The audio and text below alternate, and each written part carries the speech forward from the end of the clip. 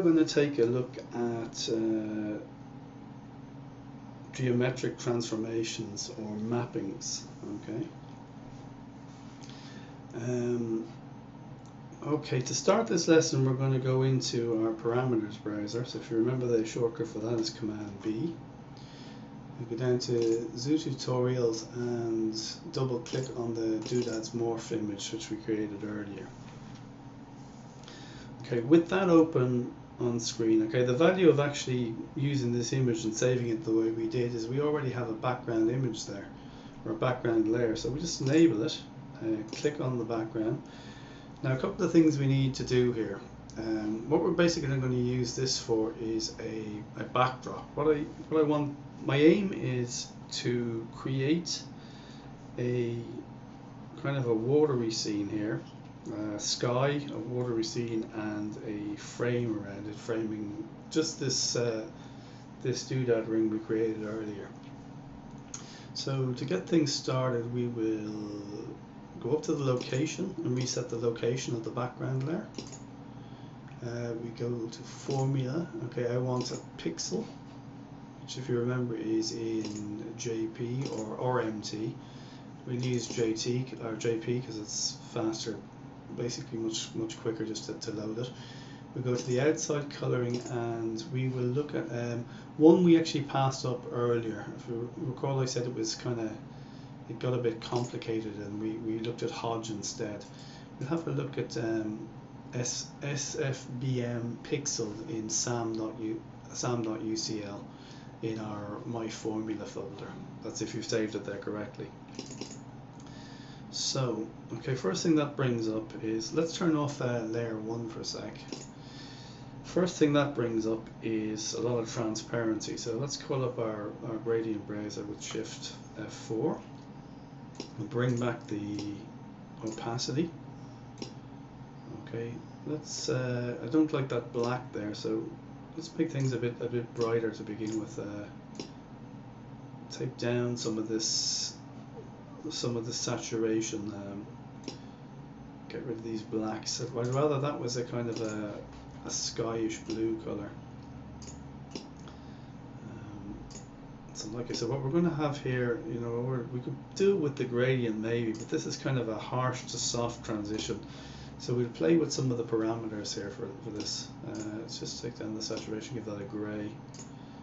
So we've got, you know, as I said, what we're going for here is sort of a sky scene, okay, and water. Let me see. We have okay. Let's drag out our palettes. Okay.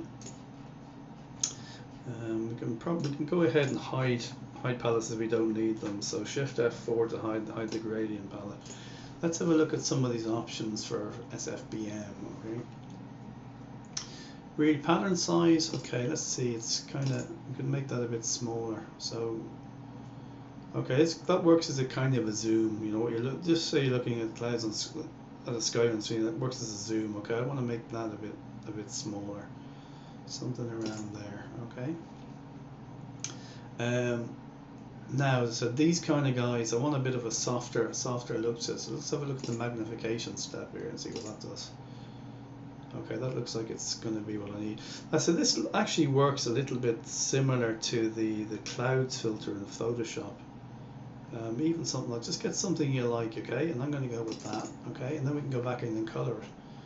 Let's redock the palettes, okay. I'm going to call up the gradient window again. Now let's have a look and see what we can get here. As I said, this is kind of very little effort. I would say that mappings is a very sort of complex, you know, some of them can be extremely complex, complex enough topic. So I'm not really going to go into too much depth. Really, you know, look at them yourselves, and this is, you get it from sort of trial and error. You know, playing around, you play around, you'll find something you like. Okay, as I said, I want a kind of a soft blue here. So let me see what we got the saturation. Get a blue.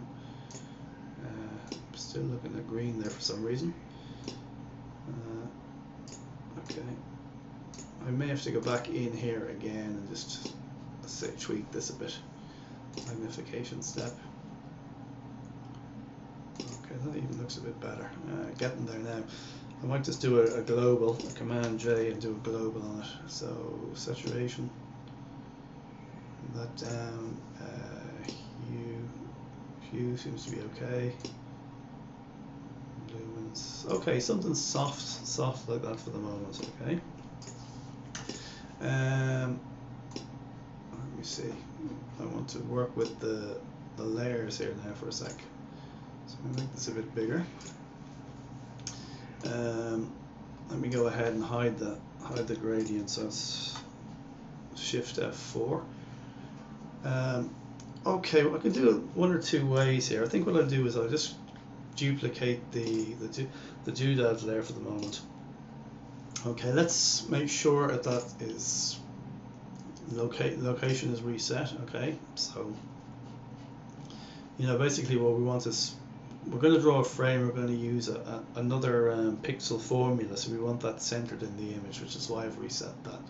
So formula, as I said, we can either use Mark Townsend's or Joss Lay's, which are JP. We're going to use JP in this case because it's faster to access than scrolling down through all marks.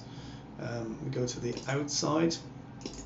Okay, now here in the previous lesson for texturing we looked at Hodge. Okay, I kind of passed over the SBFM formula. Okay, so if you remember, that was in sam.ucl.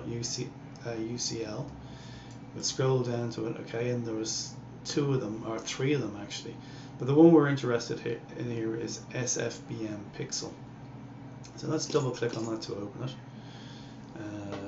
And obviously we see transparency and colors that, well, it doesn't really matter what color this is, but let's make sure first of all we have all our opacity brought back.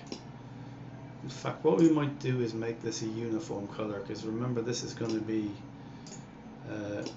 basically, it's going to be, we're not going to be using a gradient, okay, but just for the sake of demonstration of what's coming next, it's better to have a full gradient, or certainly a fully opaque gradient. So something, anything really, just as long as it's opaque.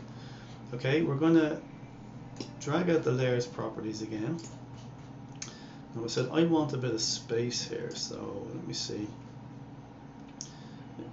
Okay, this might take me several goes. Okay, now first time. Okay, it's a bit of a result. Usually I have to play a bit to actually hide the palettes. What I'm interested in here is mapping. Okay, I'm going to need Shift F5, I think. So you will need to be able to see what I'm doing here. Okay, and I'll need to be able to see what I'm doing as well. So let's bring that up to somewhere we can see it. Okay. Okay, with the mappings tab, let's go over the add mapping. Okay, and we're clicking the browser. What I'm looking for is a clipping map, or clipping mask really, which is found in dmj.ufm. Okay, so I'm going to click on clipping. I can either double click on it or click open. Okay, and straight away we've got a black rectangle. Now, as I said, mappings are a very complex subject, and there's quite a lot of them, and some of them are a lot more complex than others, some of them are easier, and in all of them you need to do it's time consuming and a lot of fiddling around to get things the way you want them. And this is no exception. But like I said, I want to demonstrate one or two just to give you a feel for what they're all about. So if you'll bear with me on this one. If you go down to clipping region, or not clipping region, clipping shape, okay, and just click on the toggle here for a sec. You've got circle, ellipse, square, and rectangle. Okay, we're going to be looking at rectangle, but we're going to start off with just leaving it on the default square so I can show you one or two things.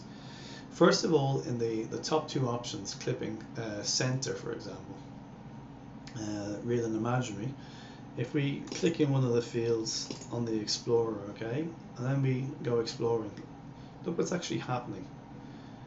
our image is sort of, it seems to be drawing, but it's drawing from the center, it's up down, there's nothing really constant about it at all. It seems to be kind of random. I'm not sure what it's doing. It would look to be, it's a kind of a randomizer or a tweak or an offset kind of setting, this one, I would imagine. So let's have a look at the second set, clipping right edge. Okay. Okay, now this time watch what happens. This is drawing exactly what we want and expect with a square, like a square shape, from the middle up and out, and a nice square shape. So I'm gonna, okay, select something more or less, it'll give us a nice sort of reasonable border, and click. Okay, let's have a look at the top edge settings now. Okay, nothing happens.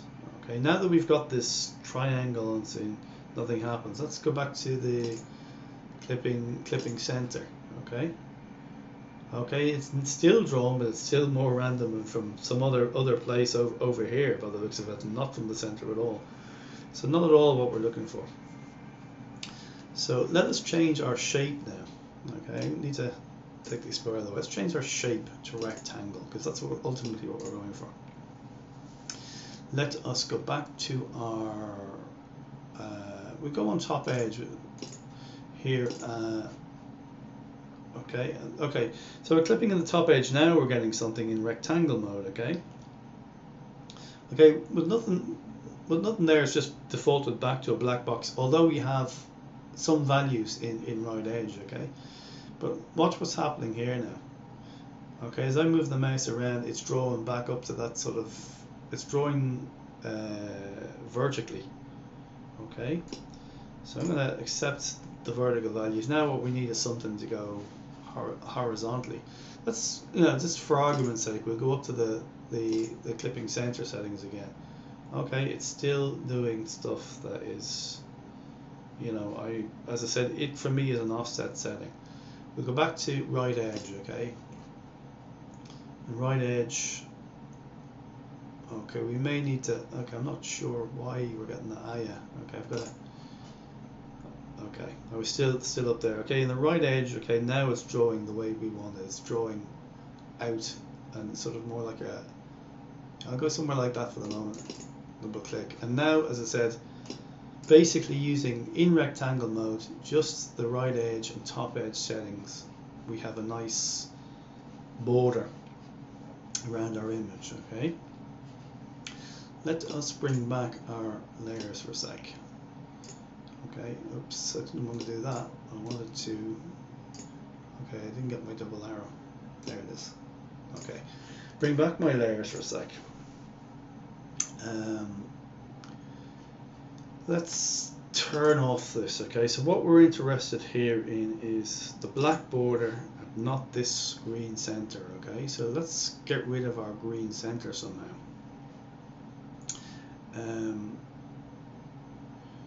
Okay, black is the black part of this is our solid color. Okay, clipping region is outside. Let's see if we reverse that.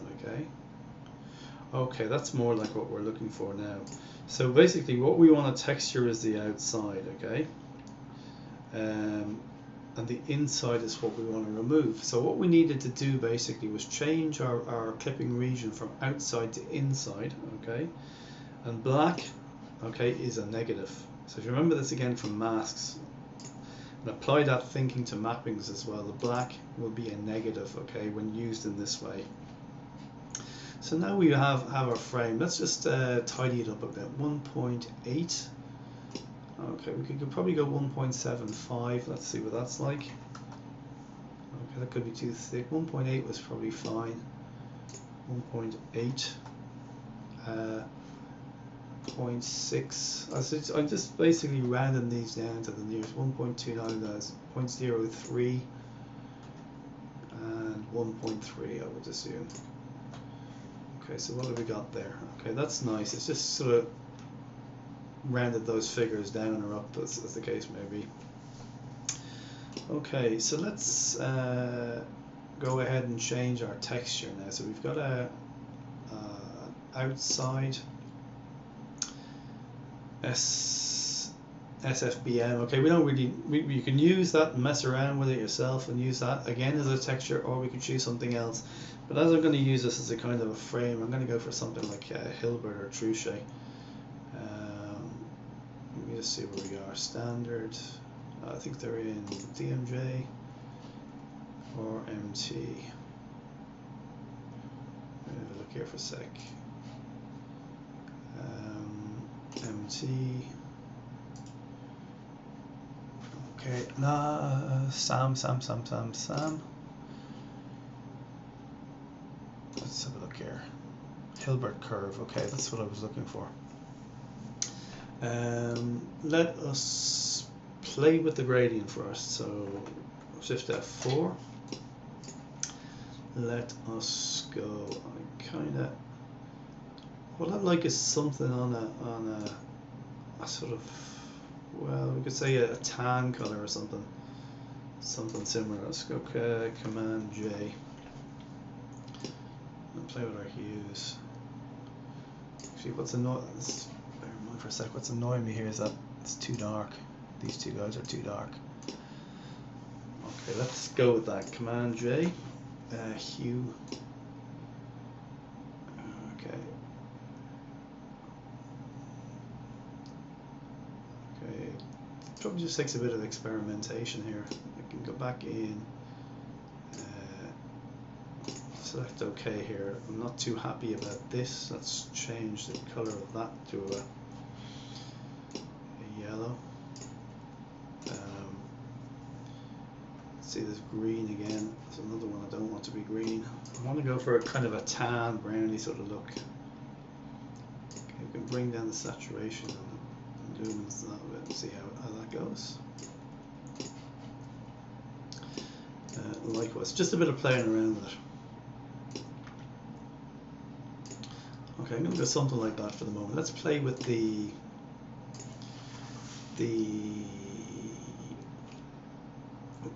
thickness values. We can also change the iterations as well. Actually, let's change the iterations first. Okay, I think with more iterations it should get a bit smaller. So we go up to, we'll try 6.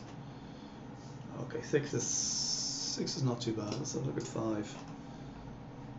Okay, maybe 5. Have a look at the thickness values. Okay, a bit hard to see this with the mat. What you could do is create basically what you could do basically is this. You could duplicate the layer. Okay, you can go into mapping. Or actually, what you could do without even doing that is just disable the visibility of clipping. Okay, and that'll allow you to see what you're doing. So go back to the outside tab again. At the thickness. Okay. Okay, that's a lot easier to see. And I might just even leave it at that. I might just go back in, tweak the gradient a little bit more, so the saturation down, luminance, okay, something like that. Okay, turn our map back on. Okay, and there we have our frame. So that's our first map out of the way. Now let's see what we can do about adding some water to the scene. Okay. There are a couple of water maps in Ultra Fractal. Okay, I'll show you one, but it's not the one I'm going to use. Okay, one of them I think comes in the standard.uxf which is Lake. Okay, Lake is nice. Okay, but very limited as far as options go. So what I want to do is I want to not use that. I want to use one in Toby Marshall's colorways. He only has one, and it's, you know, I really like it. Of any of the water images I do in Ultra Fractal, I always use Toby's transformations, and that's it basically.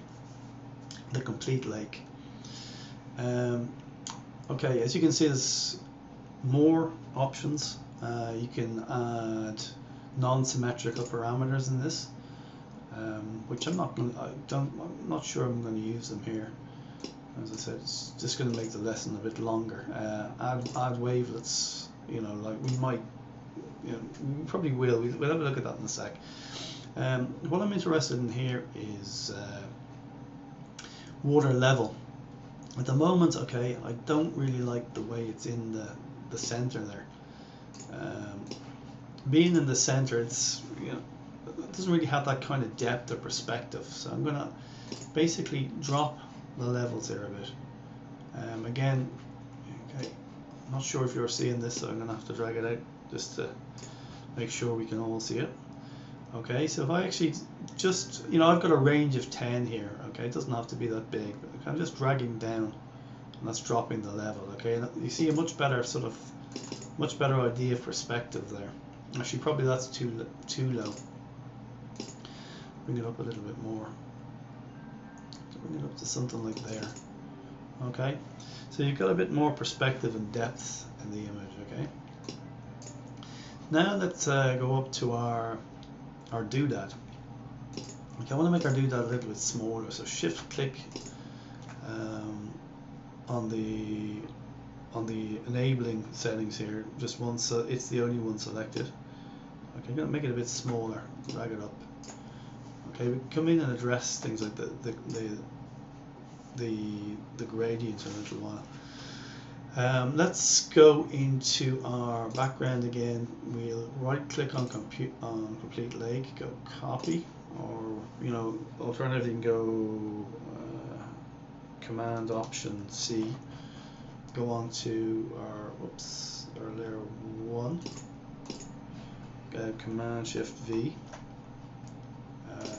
okay, Command Shift V,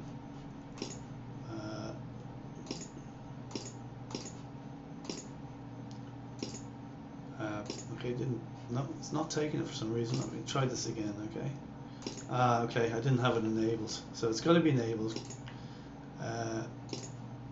Copy. Okay, paste. Okay.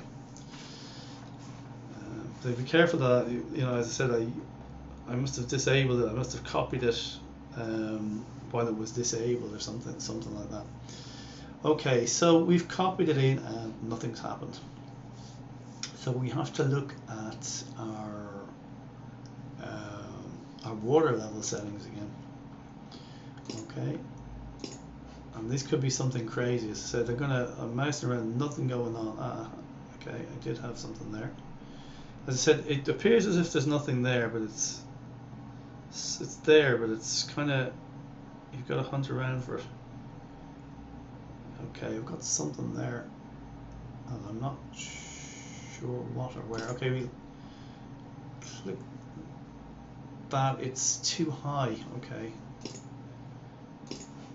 Okay, let's take the range up a bit. It's a 50 or so. Okay, I was getting something here.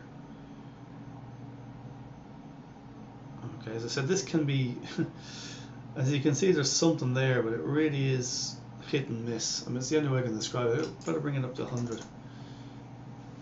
Okay, that looks more promising.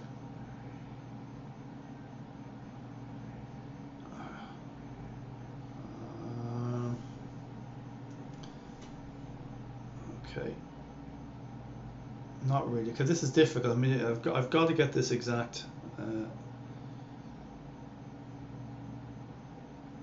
As I said, it's just okay, something there. Okay, let's have a look at that. Okay, if we click that, okay, which didn't take, so you can go back to where we were. If we play with the amplitude, okay, it's still, as I said, our water level is the problem here.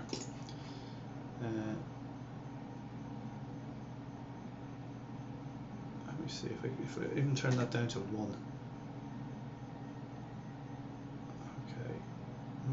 Okay, there we go. Okay, that's it. Okay, with a smaller range in this case, just a range of 1. Okay, that's what I was looking for. It's basically to get, you know, we had it mapped here, but basically mapping it to this layer with transparency was a bit of an issue. Okay, and I wanted to get basically the reflection of the doodad in the water, okay, and that's what I had to do to get it, okay. Just took a little bit more messing around than I anticipated. But as I said, you will find this with mappings. They take a bit of patience and dedication. As I said, we'll just take a quick look at wavelets. I want to give this a little bit more character, okay? So if you saw that when I turned it on, immediately it gave a little bit of a ripple. I'm going to try variant 1. Wavelet amount. I'm not going to go too into this. As I said again, oops. I said again, it's something for you to more to experiment with. Let's try 5 here. I might need a bigger value. Okay, something like that. Okay, and it's given us that wavelet effect. Finish and touch, I just go back and adjust some of the actual gradient values, because I said that's pretty much demonstrated what I set out to do here. You know, as I said, it'll take takes a bit of getting used to, a bit of practice. I want to maybe bring down what I'd like to do is bring down the kind of the contrast a bit in this. Okay, just make it a bit more dramatic, and even possibly even change the color of the sky. How about that? If we go towards that, okay, that was nice.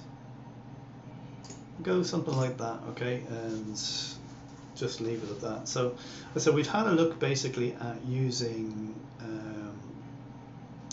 our water effects, and also in using a mapping as a mask, as opposed to using the gradients and the actual inbuilt layer masks. Okay, so either way, I mean, what we're basically dealing with here, there's a Photoshop training instructor by the name of Deke McClelland.